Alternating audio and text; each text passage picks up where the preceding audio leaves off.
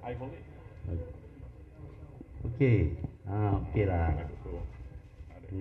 Susahnya.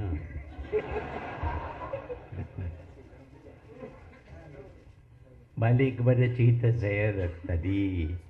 Saya berpolitik di masa dalam sekolah.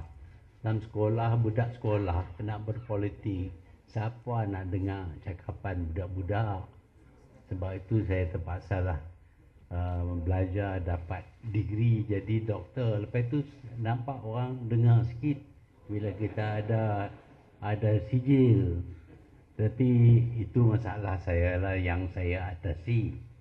Tapi negara kita ini pada masa itu sedang menuntut kemerdekaan.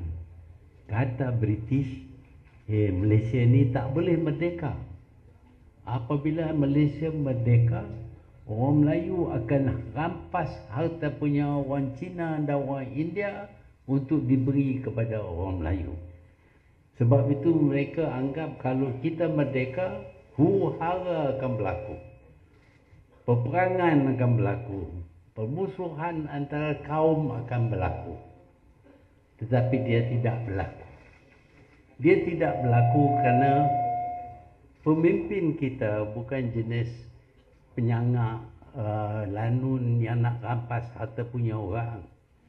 Pemimpin kita seperti Tunku Abdul Rahman percaya bahawa negara kita ini diduduki oleh orang yang berbagai kaum, berbagai bahasa, berbagai budaya. Adalah lebih baik kalau kita kongsi negara kita ini daripada kita mengambil semua untuk kita dan lepas itu negara melalui keadaan huru-hara tidak dapat dibangunkan dan kita terus miskin. Pada masa itu saya tak berapa nampak dah Tunku punya pendapat. Saya muda masa tu. Saya pun menentang Tunku. Tapi sekarang ni baru saya faham dianya lebih bijak daripada saya.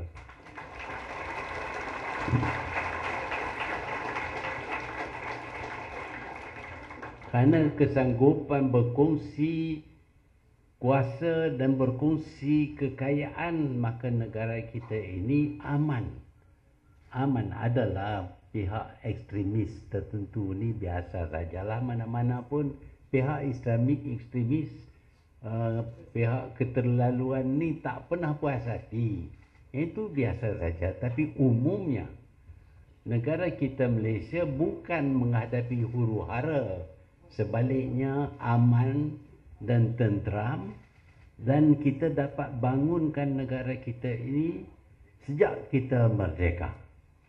Jadi tentulah pemimpin-pemimpin terdahulu daripada saya itu agak orang yang bijak. Di antaranya ialah Tun Abdul Razak. Tun Abdul Razak adalah mentor dan idola saya.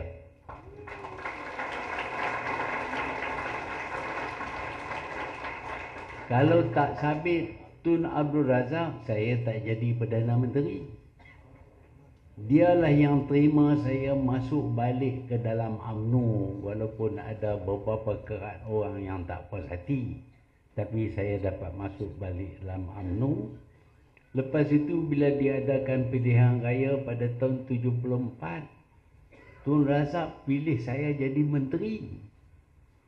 Lepas itu daripada jadi menteri, saya dapat naik jadi timbalan Perdana Menteri, jadi Perdana Menteri. Tentulah saya amat berterima kasih dan terhutang budi kepada Tun Abdul Razak.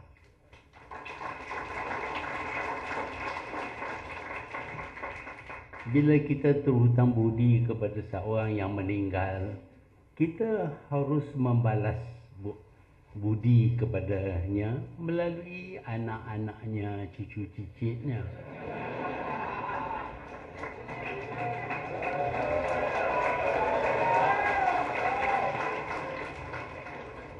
Dan saya berhempas pulas untuk meletak anaknya di tempat yang akan menentukan dia akan jadi Perdana Menteri. Sampai berkelahi dengan Pak Lah. Saya tulis surat kepada Pak Lah, mestilah pilih anak Tun Razak ini untuk jadi timbalan Perdana Menteri. Saya panggil Pak Lah, saya bercakap dengan Pak Lah, you kena pilih orang ini. Kalau yang saya suruh pilih ni pasal saya nak balas budi kepada Tun Razak. Tetapi orang ini pun nampak cukup terpelajar, bergaya, very impressive. Dan saya dapat gambarkan imej negara kita dengan Perdana Menteri yang begitu, personalitinya yang begitu, apa nak kata, hakikatnya ialah saya nak balas budi supaya Tun Razak yang mengangkat saya menjadi Perdana Menteri, saya cuba angkat anaknya menjadi Perdana Menteri. Saya sayang. Tetapi walaupun kita sayang, kita harus juga ambil berat tentang apa yang berlaku. Kita tak boleh sayang satu orang sampai dia bunuh orang pun kita kata okeylah, dia kawan saya. Ini tak ada kena-mengena dengan apa-apa. Saya dah bagi contoh.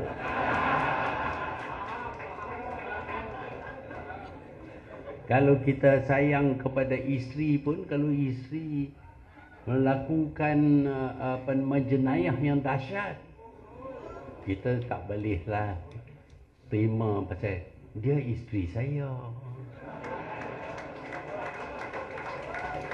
Tak boleh.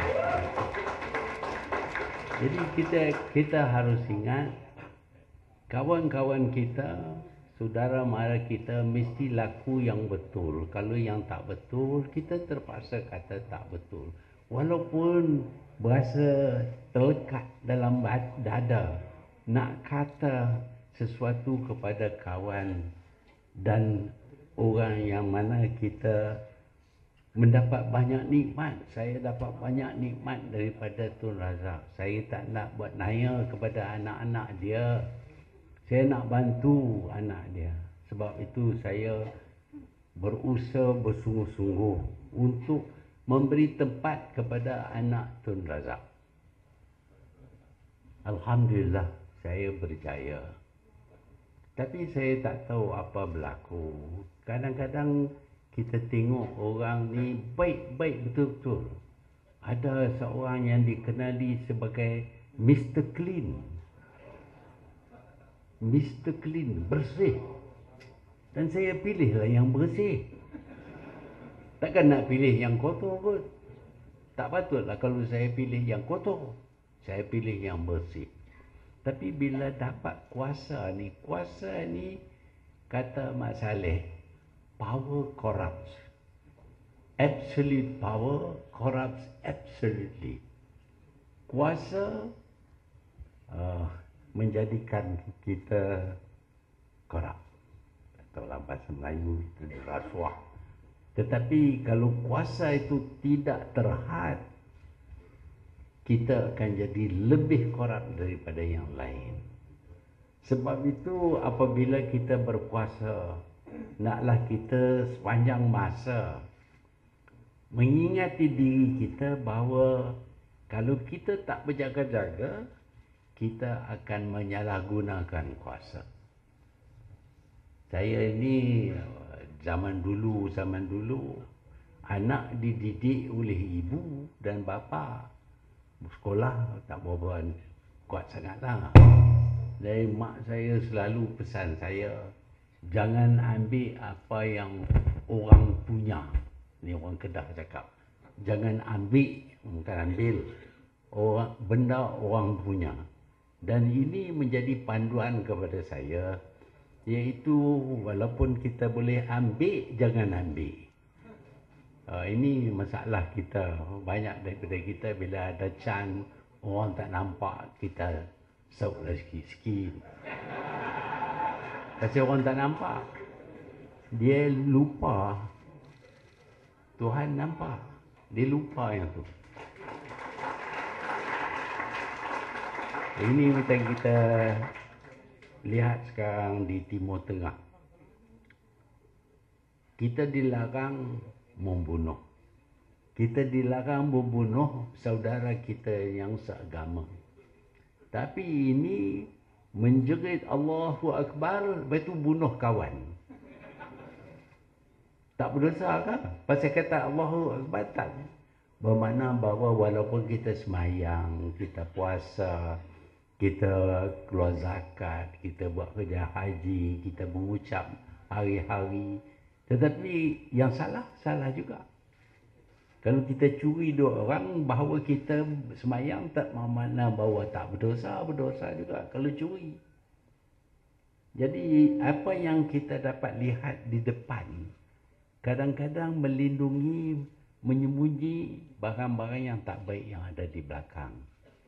Sebab itu dalam satu masyarakat seperti di Malaysia ini, ramai dari kita tidak tahu apa yang sedang berlaku. Kerana boleh disembunyi. Kita tahu bahawa kita tidaklah alim macam orang yang lulus dalam bidang politik. Kita tahu sikit-sikit lah. Yang tanggungjawab kita yang pertama ialah undi parti. Jangan soal lah. Kita parti UMNO, kita undi UMNO. Kita parti PAS, kita undi PAS. Kalau pemimpin buat apa, parti buat apa pun jangan kira. Kita setia. Jadi ini yang sedang berlaku dalam negara kita sepanjang masa yang saya lihat daripada luar. Kalau saya lihat daripada luar, bermakna saya bukan Perdana Menteri lah. Masa jadi Perdana Menteri, saya lihat daripada dalam. Ini nak lihat daripada luar ni kadang-kadang rasa sedih juga, kecewa kerana kaku. Tak boleh buat apa. Benda yang tak betul dilakukan, kita tak boleh betulkan. Yang inilah saya berasa sepatutnya saya terus jadi Perdana Menteri lah. Kadang-kadang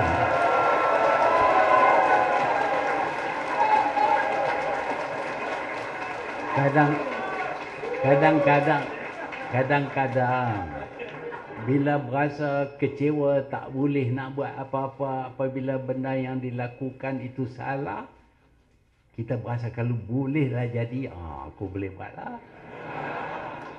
Itu saja, bukan ada niat nak jadi dah. Tak ada dah, saya dah umur dapat tunduk dalam lah, tapi alhamdulillah saya masih boleh berdiri di sini. Saya selalu bersyukur. Seorang Guru Ismail Faruqi daripada Palestin. Dia jumpa dengan saya masa saya jadi Perdana Menteri. Dia kata orang Malaysia ni bila bangun pagi mesti kata Alhamdulillah 100 kali. Segala puji bagi Allah 100 kali. Kerana katanya sementara Malaysia ni bila merdeka, kita memerintah, orang Melayu memerintah, orang Cina, orang India berkongsi memerintah negara kita ini. Dia daripada Palestin, negara dia bila bebas dikuasai oleh Yahudi. Banding ni Palestin dengan Malaysia ni, jauh beza katanya. Sebab sepatutnya orang Malaysia ni selalu bersyukur kerana kita dapat kemerdekaan. Mereka di Palestin terpaksa lari tinggal di Amerika dan lain-lain tempat. Sebab itu saya selalu bersyukur. Tambah-tambah lagi bila jadi Perdana Menteri, lebih bersyukurlah. Dan kemudian dapat pesara daripada Perdana Menteri. Setengah orang tak dapat pesara daripada jadi Perdana Menteri atau Presiden. Setengah ditembak dulu. Ataupun bila dah lepas jawatan, orang herdik betul-betul lah. Pasal tak nak kuasa. Tapi alhamdulillah di negara kita ini, selepas saya bersara pun, saya dapat layanan yang baik. Kita boleh pakai kapal terbang kerajaan.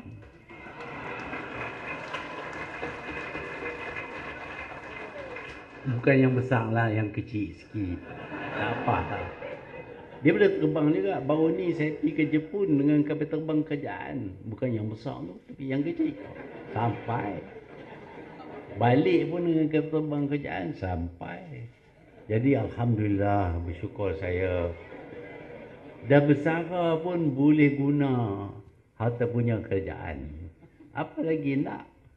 Dah cukup lah.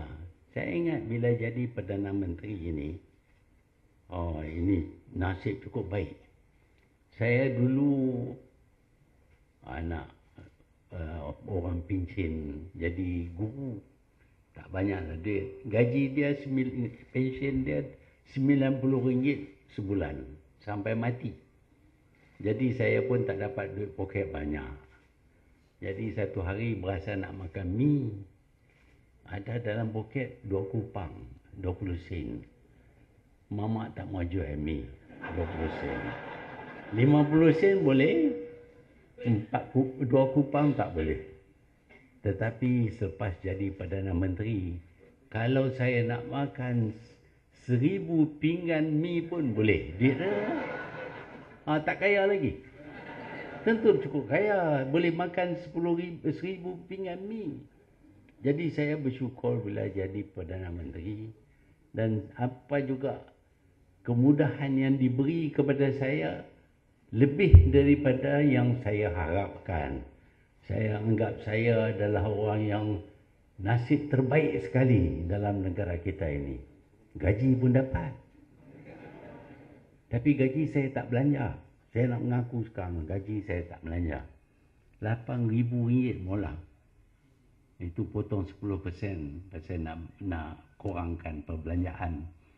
RM8,000. Bila bersara, gaji saya RM20,000. Fikir tengok berapa pinggan mi boleh beli.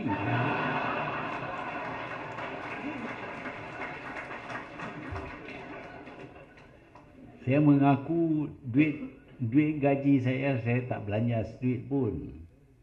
Sebab semua kerajaan bagi. Rumah kerajaan bagi, api kerajaan bayar, air kerajaan bayar, kereta dapat, pergi mana pun kerajaan bayar. Nak terbang pun tak payah bayar sewa, dapat free. Pergi mana pun. Cuti pun, kita pergi cuti tak bawa kerja. Dia bagi allowance pula. Kalau kita nak guna duit sendiri ni buat apa? Ni kerajaan bagi semua kepada kita. Pergi ke London disediakan bangunan York House lah, macam-macam. Saya guna semua tu. Kerana sebenarnya rakyat Malaysia ni memberi layanan yang cukup kepada Perdana Menteri mereka.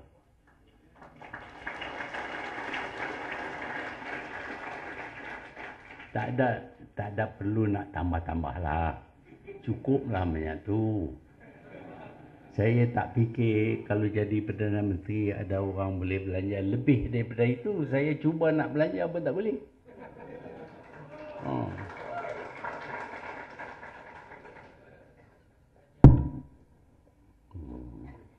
Can tune move slightly closer to the speaker. Ini teknologi tak berapa baik.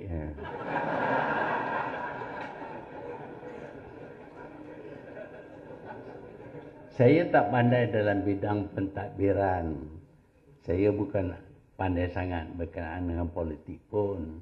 Tapi saya percaya bahawa bila kita jadi Perdana Menteri, kita perlu kerja untuk orang yang pilih kita jadi Perdana Menteri.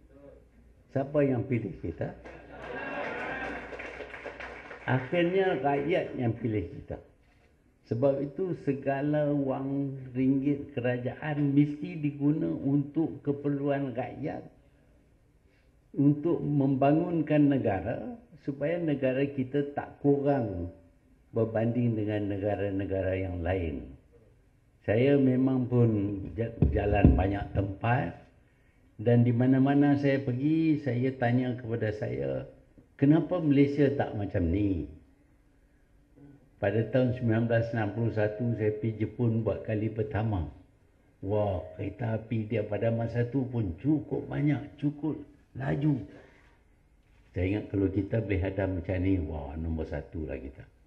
Sebab tu saya cuba nak adakan kereta api Malaysia ni, kita pakai double tracking, electrification.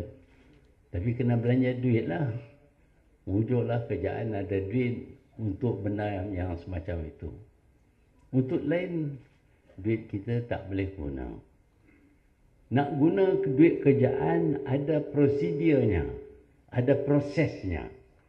Kita bukan boleh pergi kat treasurer, tolong bagi kepada saya 2 bilion ringgit, saya nak beli barang-barang. Tak boleh macam tu. Saya beritahu kat pegawai, kita nak buat lapangan terbang baru. Itu saja yang saya bagi arahan. Yang lain semua pegawai buat. Mereka lah yang membentuk, merancang dan segala-galanya, persiapan, mengeluarkan bertender, semua dibuat oleh pegawai, bukan oleh saya. Saya punya arahan, saya bagi sebagai Perdana Menteri sebenarnya budak. Tak tahu apa pun tak apa. Boleh kata saya nak lapangan terbang. Maka jadilah. Kun fayakun.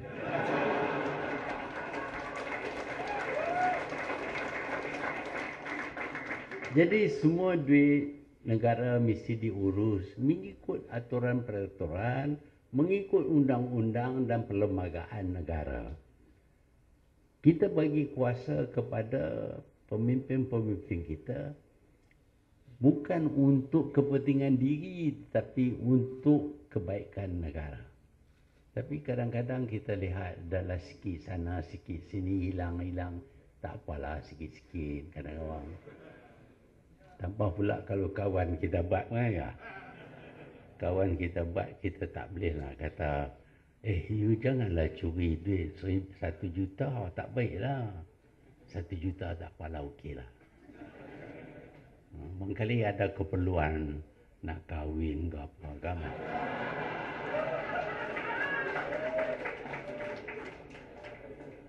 Tetapi bila saya lihat setelah Jambatan Bengkok tak buat, tak apalah, Jambatan Bengkok apa nak buat sangat, tak penting. Railway line daripada Johor Bahru sampai ke Padang Besar, 14 bilion ringgit, 6 tahun. Setahun belanja 2 bilion ringgit. Kita ada duit, kita boleh buat. Tapi Pak Lah kata saya lesapkan semua duit lah, tak ada duit tak boleh buat lah. Tak apalah, tak buat. Lepas tu kena buat. Daripada Ipoh pergi Padang Besar, kena bayar 12 bilion ringgit. Dulu 14 bilion ringgit daripada Johor Bahru sampai Padang Besar. Lah ni 12 bilion ringgit daripada Ipoh pergi Padang Besar. Rugi ke tak rugi? Tapi rakyat tak beli pasal tu. Benda ni kecil. Jadi bila ada usaha nak belanja terlangsung banyak duit, saya pun berasa tak senang hati. Yang pertama saya tak senang hati ialah apabila dibeli stesen jana kuasa elektrik. Beli dengan harga yang lebih daripada harga pasaran. Saya tanya pasal apa beli? Ini harga lebih. Bila harga naik, kita boleh jual? Saya ingat kerjaan ni bukan ahli peniaga. Beli syarikat, jual syarikat. Tapi tak apalah, saya terima. Okey lah. Kalau nak beli, nak jual, nak tambah pendapatan kerajaan, okey lah. Dah ada belilah. Berapa biji ke daripada Maxis, daripada ni bukan Maxis, Ananda Krishnan. Dia beli pula daripada Genting. Genting Sanyin. Dia beli daripada Jimah. Semuanya harga lebih daripada harga pasaran. Ini kita kerjaan. Kalau nak guna kuasa, masa itulah kita guna kuasa. Nak beli bukan kita tahu kerjaan beli tanah kita, dia beli harga pasaran tak? Dia tekan betul. Kita kena pergi mahkamah nak minta balik tanah kita punya real value. Kerajaan ada kuasa kita tekan orang lah sikit-sikit. Saya pun dulu tekan orang juga. Ada kuasa kan. Itulah orang yang badan gempal macam tu. Berjalan waktu sebab dia badan gempal.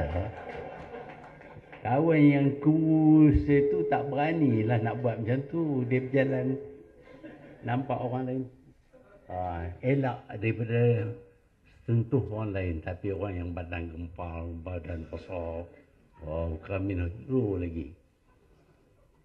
Kerjaan macam tu lah. Kerjaan badan dia cukup gempal tu. Kalau you buat salah, kerjaan boleh ambil tindakan.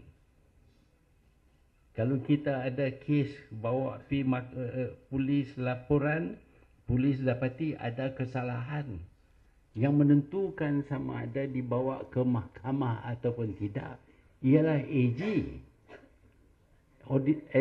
Attorney General. Attorney General kata, ya betul ada salah, tapi saya tak nak bawa ini ke mahkamah. Habis, finish. Jadi ada orang baru-baru ni buat laporan polis gunanya. Tak jadi apa pun. Tapi yang tak buat laporan polis pun kena juga. Kalau tak kena, orang yang tak kena lah. Orang yang tak kena, dia kena. Dia tak buat apa pun, dia buat laporan polis. Lepas tu dia isytihar muflis. Harta rumah dia dirampas. Lepas tu bila dia bayar semua hutang-hutang dia tak muflis lagi. Tapi dia masih buat laporan polis. Maka baru-baru ni Jabatan Hasil Dalam Negeri telah menggeledah rumah dia. Dan dianya dituduh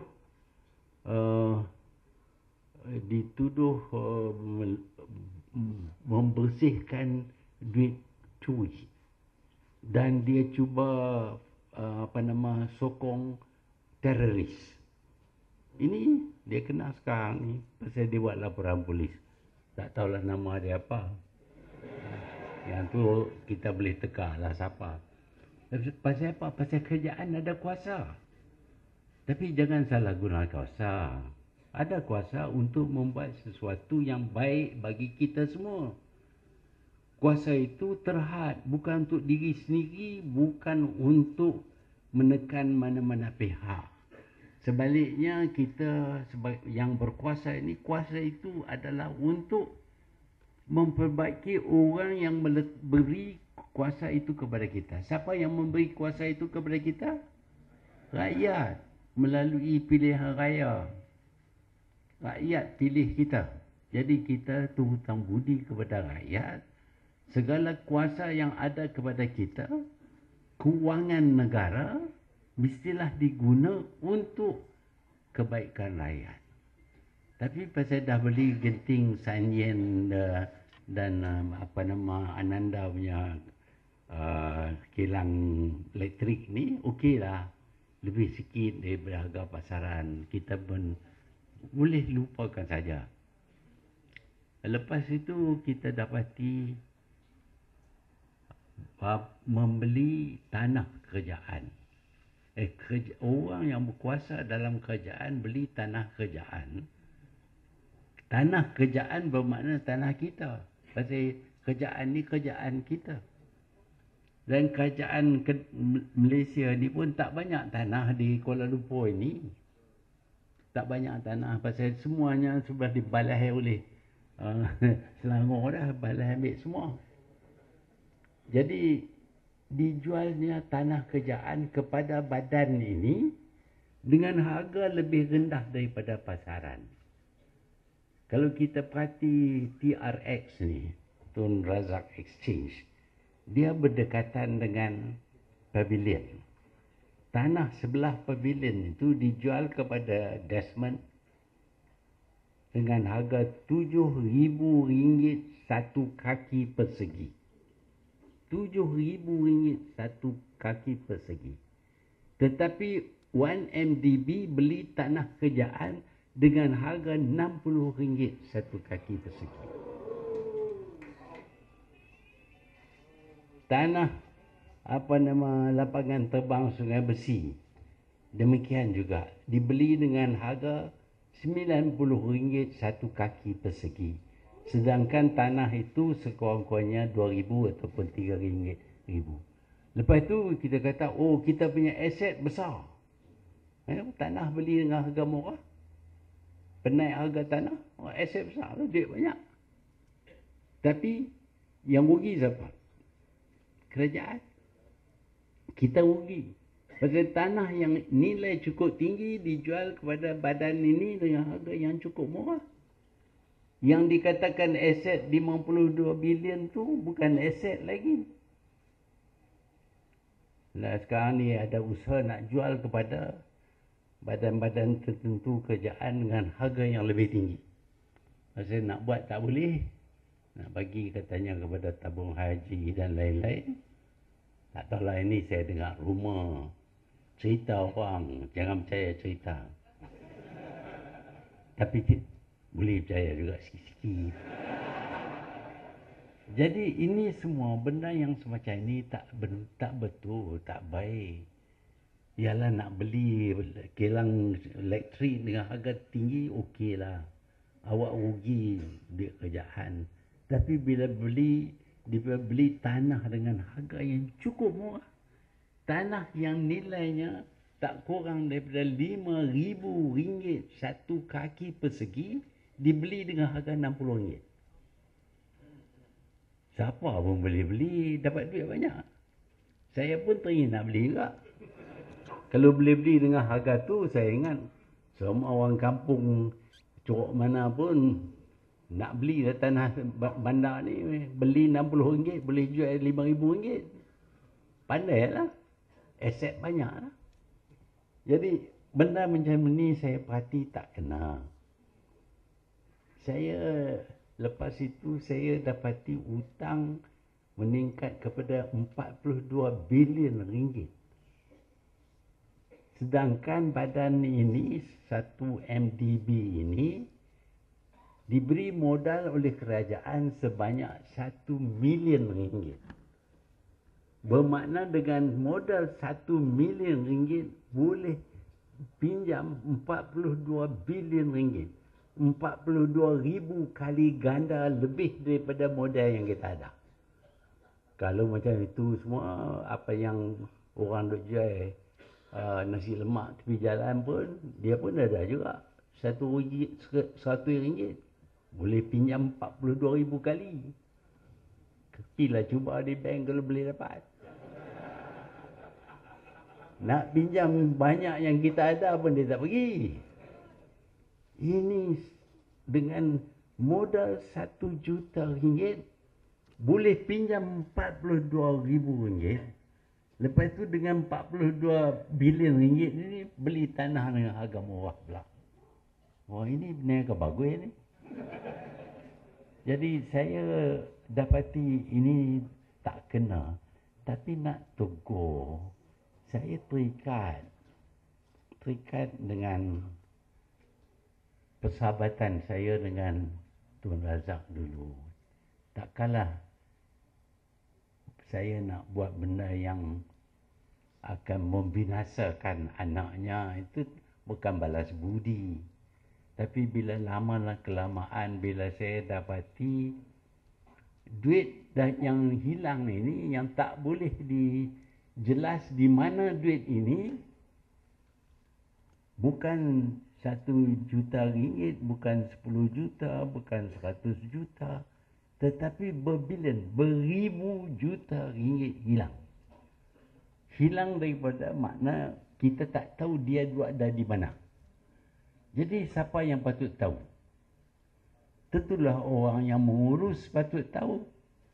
Saya tanya, mana pergi duit ni? Tak jawab. Tanya, oh kita bagi audit, tanya, periksa. Audit bukan boleh periksa banyak, dia periksa akaun. Umpamanya dalam akaun book, kita kata perbelanjaan mengurus 20 million.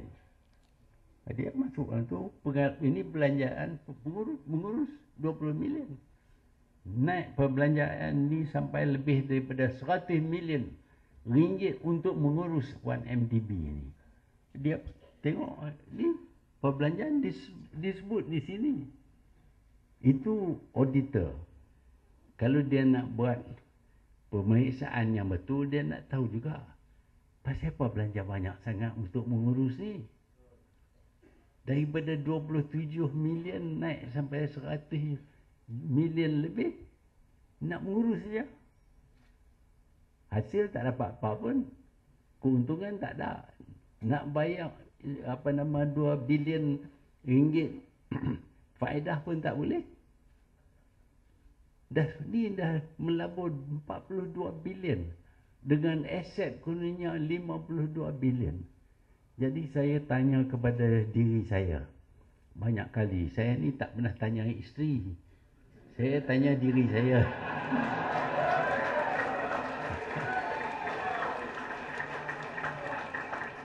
Saya tak pernah cerita apa kepada isteri saya. Saya nak berhenti pun dia tak tahu.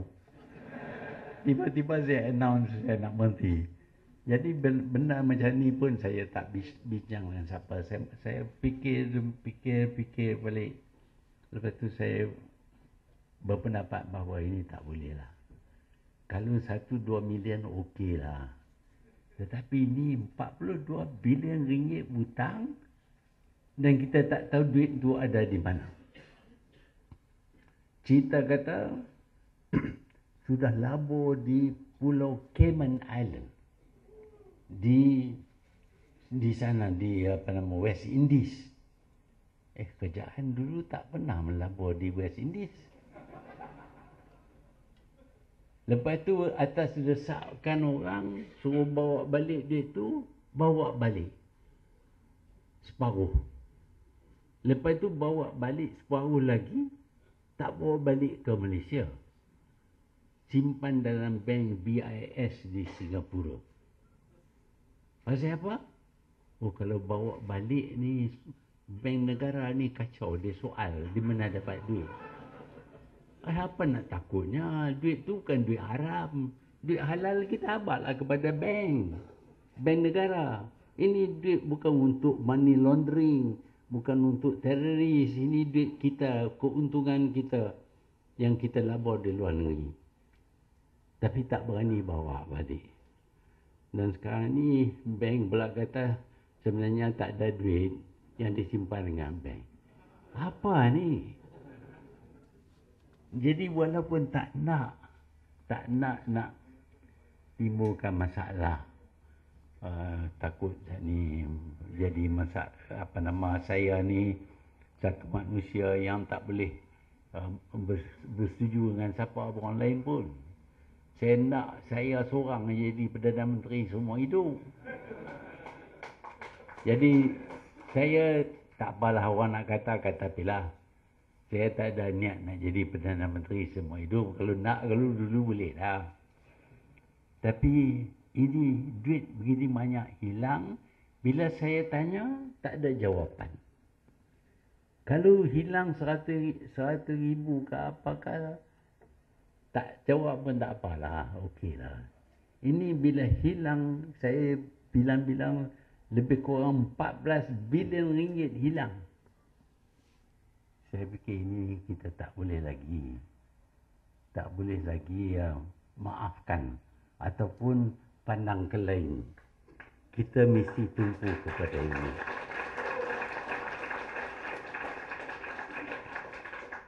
Saya takut kalau kita tak periksa benda ni, tak dedah perkara ini, dia akan terus berlaku. Lepas tu ada orang nama Jolo.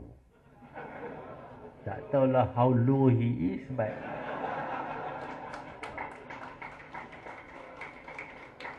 orang ini mengurus wang yang berbilion-bilion ini, orang ini mengurus.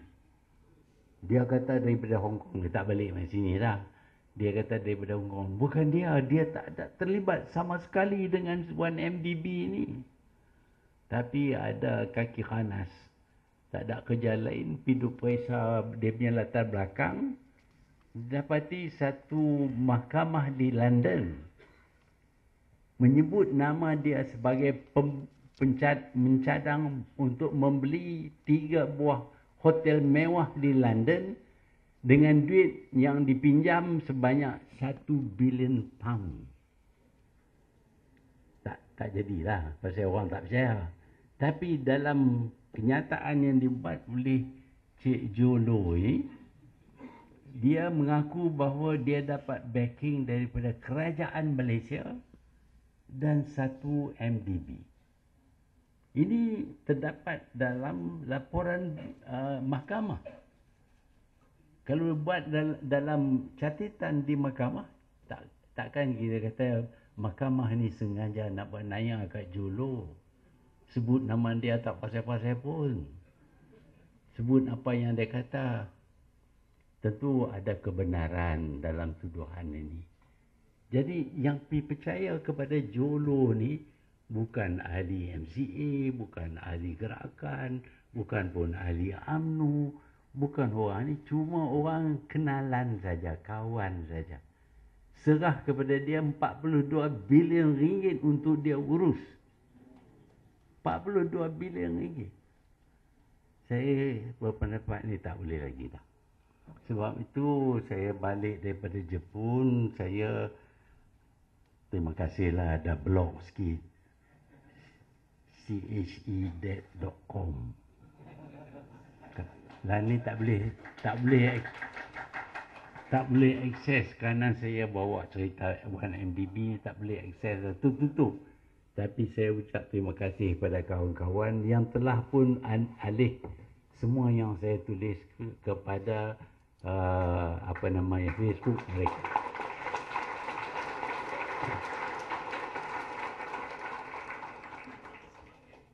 Sebenarnya soalan ini tak dijawab dan tak boleh dijawab. Tak boleh dijawab kerana duit dah hilang.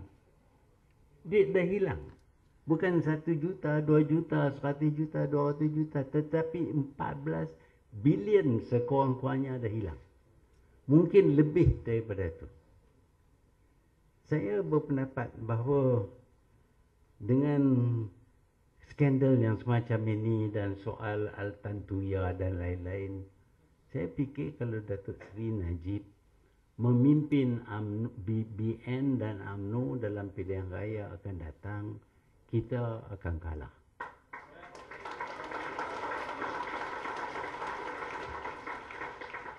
Tak ada skandal yang dua ini pun, tak ada skandal ini pun, prestasinya tak begitu baik. Saya ingat Pak Lah, kalah. Bukan kalah lah, dia menang. Tapi menang sikit. Saya fikir tentu Datuk Seri Najib menang lebih daripada Pak Lah. Sebab itu saya keluar kenyataan bahawa kalau dia prestasinya kurang daripada Pak Lah, patut dia bersaralah. Itu sebelum pilihan raya PRU 13. Tetapi kita tahu prestasinya, pencapaiannya dalam PRU 13 buruk lagi daripada Pak Lah. Sepatutnya dia ambil keputusan, saya resign lah. Tapi tak lah.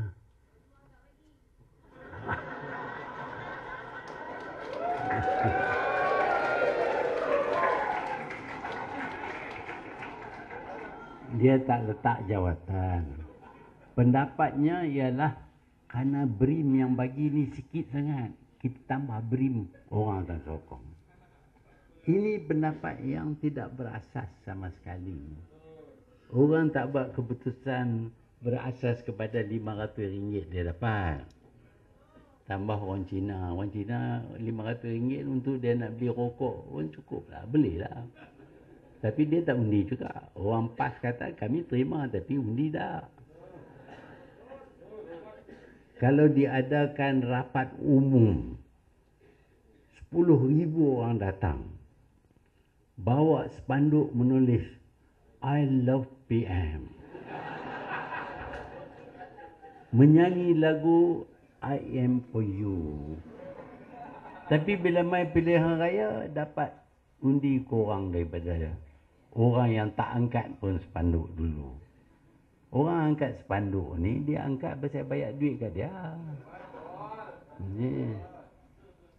Bukan pasal dia sayang sangat kat kita. I lock PM ni bukan lock sangat. Dia angkatlah. Dia tak faham bahawa kalau kita suruh orang buat yang ni, kita bayar duit kat orang, bukan hati dia yang menyebabkan dia buat perkara itu. Semacam juga sekarang ni, I support PM. I support. Semua dah angkat. UMNO pun. Okey, terima kasih lah. Terima kasih. Tapi saya tak bertanding. Saya tak bertanding.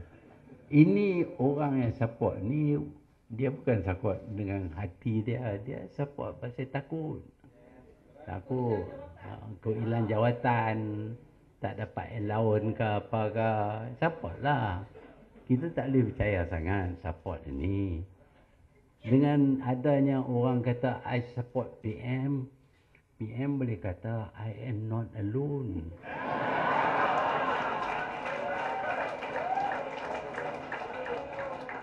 Sebaliknya saya bagi kepada semua yang hadir ini, yang saya bagi hari itu RM1,000 seorang ya. Suatu hadir kan? Saya selalu bagi duit kepada orang. Ini pun tak faham macam mana nak jadi pemimpin. Saya yakin kalau dia teruskan juga, BN akan kalah, UMNO akan kalah. Dalam history Malaysia, sekali kalah nak balik, tak ada canda. Kalau orang Melayu bergantung kepada UMNO, UMNO kalah, habis. Kalau orang Cina bergantung kepada MCA, dia kata tak apalah, tak bergantung kepada MCA, PDAP pun tak apa. Bagi dia tak ada masalah. Adalah juga masalah sikit-sikit. Dia boleh atasi sendiri, tak payah bagi RM500 kat dia. Dia pandai menega.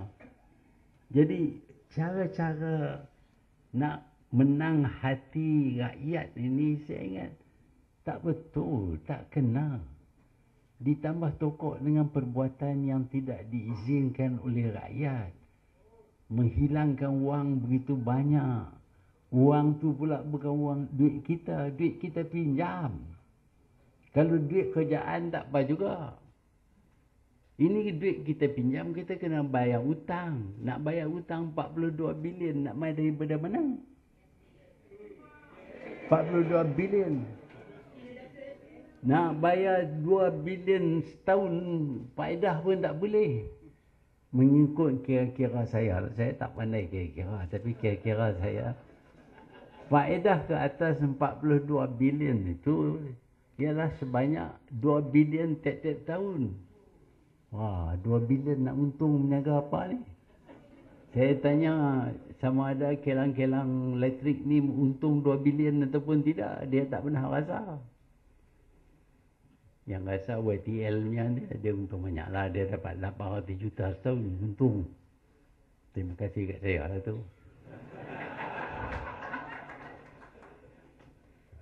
Jadi ini bukan satu cara mentadbir wang kerajaan dengan bijak. Dulu kita tak ada hutang 42 bilion. Sekarang ni sudah ada hutang 42 bilion. Jadi semua ini benda yang tak betul. Tak mengikut aturan peraturan. Melanggar kuasa yang kita beri kepadanya untuk kebaikan rakyat, tidak untuk kebaikan rakyat. Sebab itu walaupun ini anak Tun Razak, Tun Razak adalah idola saya, Tun Razak lah yang menjadikan saya Perdana Menteri. Walaupun anak Tun Razak, saya terpaksa dedah. Saya minta maaf, saya tulis dalam blog saya bahawa dia patut berhentilah daripada jadi Perdana Menteri.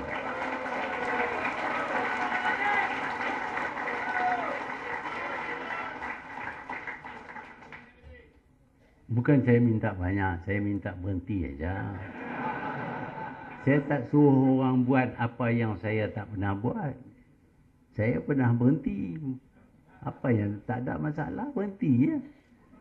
Inilah suruh berhenti, paklah berhenti. Najib berhentilah. Itu saja rayuan saya. Yalah, banyak orang takut juga sikit. Nak kata, tapi angkat, boleh kata I support.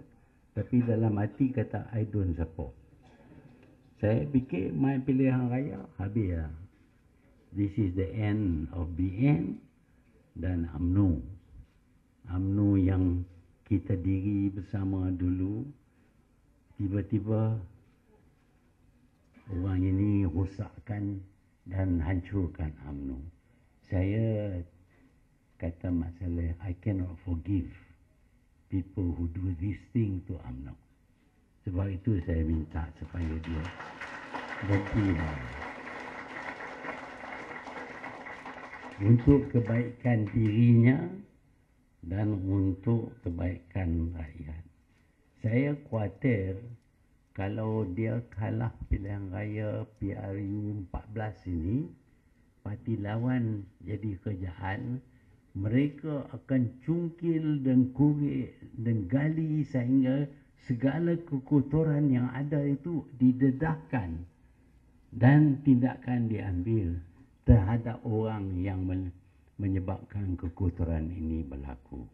Pada ketika itu saya khawatir akan nasib Datuk Seri Najib. Lebih baik dia berhenti sekarang daripada dia nanti sampaikan kebenaran.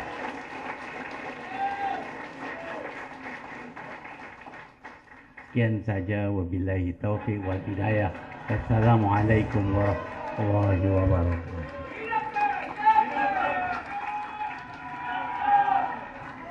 Hadirin sekalian,